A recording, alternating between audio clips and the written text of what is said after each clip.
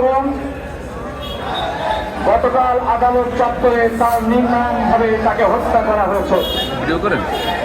যারা হত্যা করেছেন তারা প্রতিক্রিয়াশীল গোষ্ঠী এবং তাদের সন্ত্রাসের মাত্রা সম্পর্কে আমরা ইতিমধ্যে বিভিন্নভাবে জেনেছি।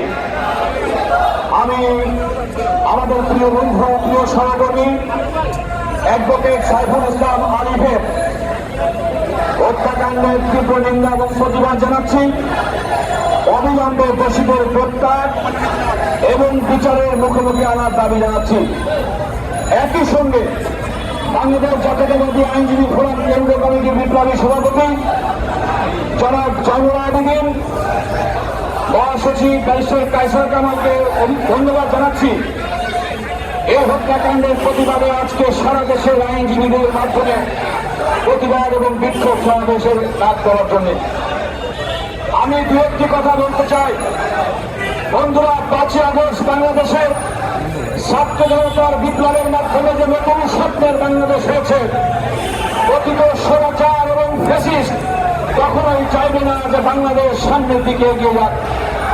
এবং তাদের যারা নিয়ন্ত্রণ এই বাংলাদেশকে যারা দীর্ঘদিন পর্যন্ত পরাস্ত করেছিল, বাংলাদেশকে যারা নিজস্ব ভূমি কিন্তু বিগত সরকার যাদের কাছে মাথা বিক্রি করে দিয়েছিল, তাদের পাতা ভেঙে লড়াই লেগেছে সত্যজনদের গণভোটের কারণে। সে কারণে তারা প্রতিটি পদপদে এই সরকার শুধুমাত্র নয়, এদেশের গণতন্ত্রকামী প্রত্যেকটি মানুষের কার্যক্রমকে, আমাদের কার্যক্রমকে বাধাগ্রস্ত করার চেষ্টা করবে। গতকালের ঘটনা তার একটু উৎকৃষ্ট ধারা। আমি আইনজীবী বন্ধুদেরকে বলবো, বাংলাদেশ সাম্প্রদায়িক সম্প্রীতির দেশ। এই দেশে মুসলিম, হিন্দু, বৌদ্ধ, খ্রিস্টান নিগত গোষ্ঠীর প্রত্যেকটি মানুষ বসবাস করে। এরকম একজন দুজন উস্কানি দাদা কিংবা পার্শ্ববর্তী রাষ্ট্রের কোনো উস্কানিকে আপনারা আমাদের সাম্প্রদায়িক সম্প্রীতি নষ্ট করবেন না। আপনাদের দু একজন মতবাদী মাথা উঁচু দিবাস্বপ্ন দেখাকারী ব্যক্তিদের কথায় বিভ্রান্ত হয়ে আমাদের সমাজের যে ঐতিহ্য, আমাদের যে সম্মান, আমাদের যে সম্প্রীতি, সেটাকে ধ্বংস করতে দেবেন না। আজকের এই সমাবেশ থেকে আমি জাতীয়তাবাদী আইনজীবী ফোরাম, বাংলাদেশের আইনজীবীদের সবচেয়ে বড় সংগঠন, তাদের কাছে অনুরোধ জানাতে চাই, এখানে লয়ার্স কাউন্সিলের নেতৃবৃন্দ আছেন, অন্যান্য সংগঠন আছেন,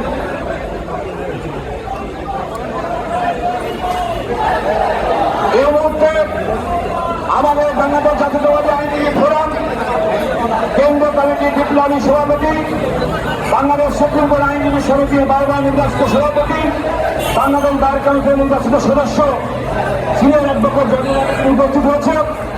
আমাদের সবার কার্যক্রম চলবে। আমি শুধু একটি কথা বলতে চাই,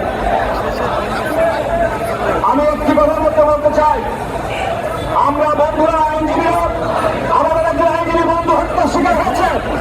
আমি আইনজীবীদেরকে জানতে চাই, আপনারা হত্যাকাণ্ডের বিচার চান কি চান না? যদি এই বিচার চেয়ে থাকেন, আমাদের মধ্যে পারস্পরিক ঐক্য বাড়াতে হবে, আমাদের সম্প্রীতি বাড়াতে হবে এবং আগামী দিনে আমাদেরকে এমনভাবে ঐক্যবদ্ধ থাকতে হবে, এই হত্যাকারী গোষ্ঠী এবং তাদের যারা বংশধর, তাদের সহবর্তী যারা আছে, তারা কোনোভাবে আমাদের কাছে কোন রকম আনুকূল্য না পায়। আপনাদের সবাইকে